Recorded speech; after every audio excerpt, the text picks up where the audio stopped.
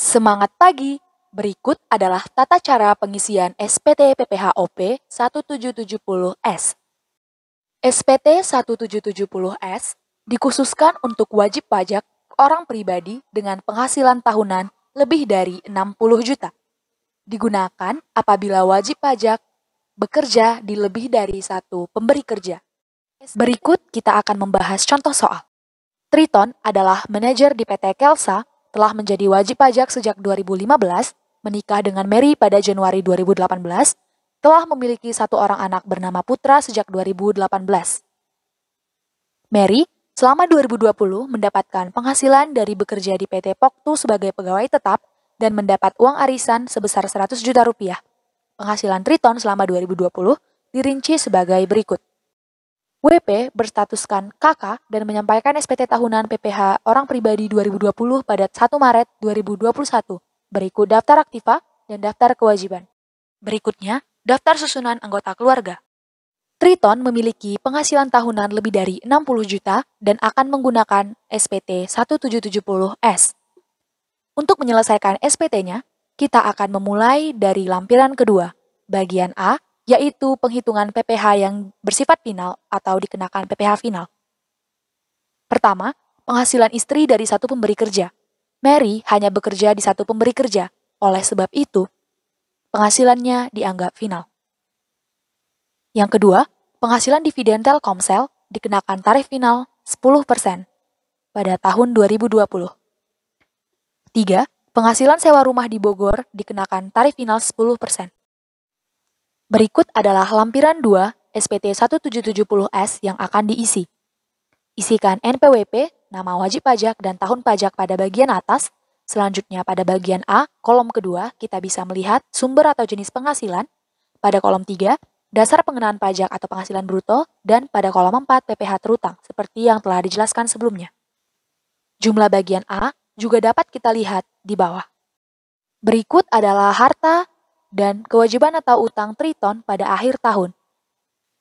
Jangan lupa mengisikan kode harta, serta tahun perolehan, dan keterangan lainnya yang dianggap perlu. Jumlahkan total harta pada bagian B, dan jumlahkan total kewajiban pada bagian C. Pada bagian D, isikan keluarga yang sepenuhnya ditanggung. Beralih pada lampiran pertama yang akan diisi Triton akan mengisi penghasilan neto dalam negeri lainnya pada bagian A yang diterimanya selama 2020, yakni dari sewa kendaraan bermotor sebanyak 50 juta rupiah dan dari hadiah perlombaan sebanyak 20 juta rupiah. Untuk keperluan bagian C, kita akan menghitung PPh yang telah dipotong atau dipungut selain PPh final. Yang pertama, PT Kelsa memotong penghasilan Triton sebagai manajer.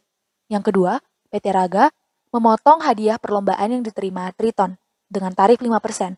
Dan PT Antar Jemput memotong penghasilan Triton dari sewa kendaraan bermotor dengan tarif 2%. Totalkan PPh yang dipotong atau dipungut oleh pihak lain. Pada lampiran pertama bagian B, kita akan merinci penghasilan yang tidak termasuk objek pajak yang diterima Triton selama 2020, yaitu warisan sebesar 110 juta rupiah dan klaim asuransi kesehatan sebesar 12 juta rupiah, serta penghasilan lainnya yang tidak termasuk objek pajak, yakni arisan yang diterima oleh Mary sebesar 100 juta rupiah. Totalkan bagian B. Kita akan mengisi SPT Induk, tuliskan tahun pajak, NPWP, nama wajib pajak, pekerjaan, nomor telepon, dan status kewajiban perpajakan suami istri.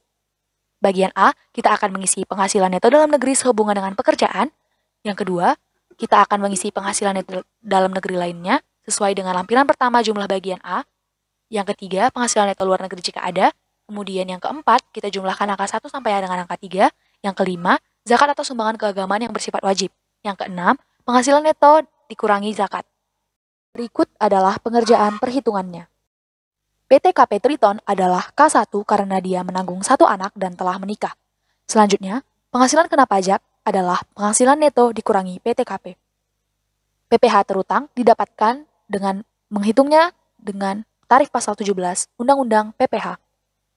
Selanjutnya, PPh yang dipotong atau dipungut pihak lain atau ditanggung pemerintah dan atau kredit pajak luar negeri dan atau yang terutang di luar negeri diisi dari formulir lampiran pertama bagian C SPT 1770S, yakni Rp102.100.000.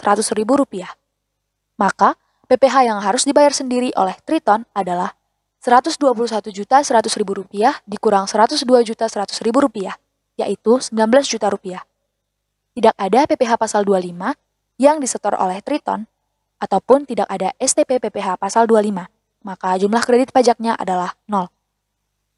Pada bagian E, angka 16, kita menyilang PPh yang kurang dibayar karena posisi Triton adalah kurang bayar dan melunasinya pada tanggal 1 Maret 2021 sebanyak Rp19 juta. Angka 17 tidak perlu diisi. Pada bagian F, kita akan memilih satu dari dua cara untuk menghitung angsuran PPh pasal 25 tahun pajak berikutnya, dan pada bagian G, kita akan menyilang lampiran yang kita berikan.